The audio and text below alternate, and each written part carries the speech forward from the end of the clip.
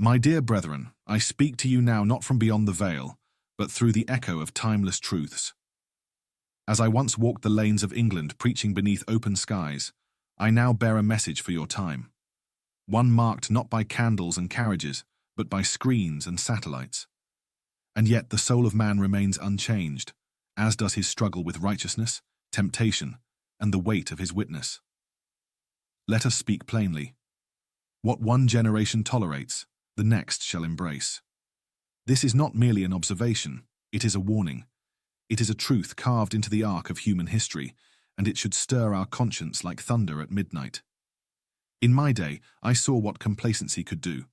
Drunkenness was a sport, child labor an economy, and religion a formality stripped of its fire. But I also saw the power of reformation, not from crowns or parliaments, but from awakened hearts, stirred to holy living and social action. Now I look upon your age, and I do not speak lightly when I say that the danger is even greater. You tolerate what I could scarcely have imagined: truth bent into spectacle, justice traded for convenience, and morality reframed as mere preference. And what you tolerate, your children will build altars to. If your culture treats greed as ambition, your children will worship wealth. If you mock virtue and elevate vice for the sake of amusement, your children will know no shame. If you tolerate lies in the name of power, your children will not recognize truth when it stares them in the face. This is not merely decay, it is drift, and it begins not in institutions, but in the heart. In the 18th century, the people had grown weary. The church, once a lampstand of holiness, had become a relic. The poor were trampled, the rich unbothered, and the moral compass of the nation was shattered.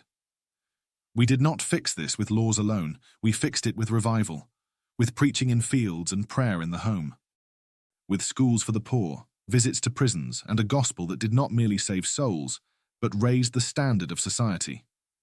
How this applies today. Now in your day, the drift has returned, but it is cloaked in sophistication. It comes not with torches and mobs, but with trends and platforms, algorithms and apathy.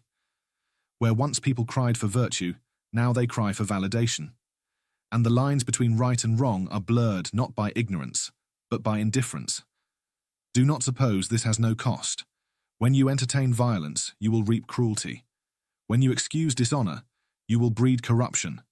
When you remain silent in the face of evil, you give it permission to speak for you.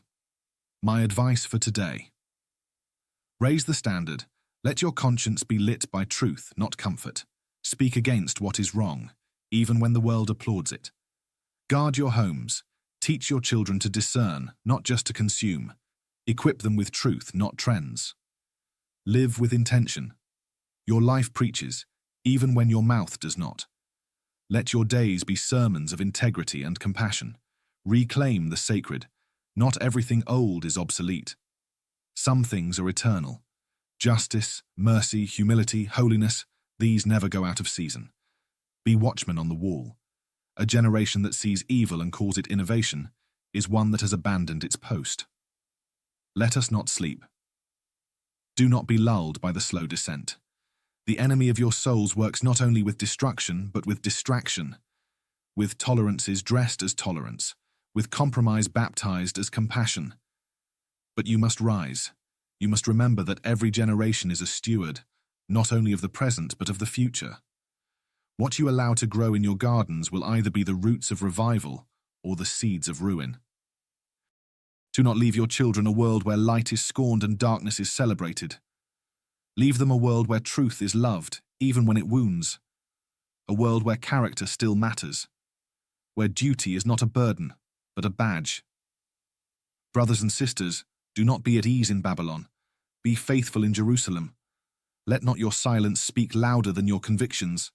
Let not your apathy be the legacy your children inherit. Let not what you tolerate today become what they must battle tomorrow.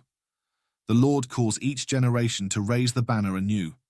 May yours not be found sleeping when the trumpet sounds.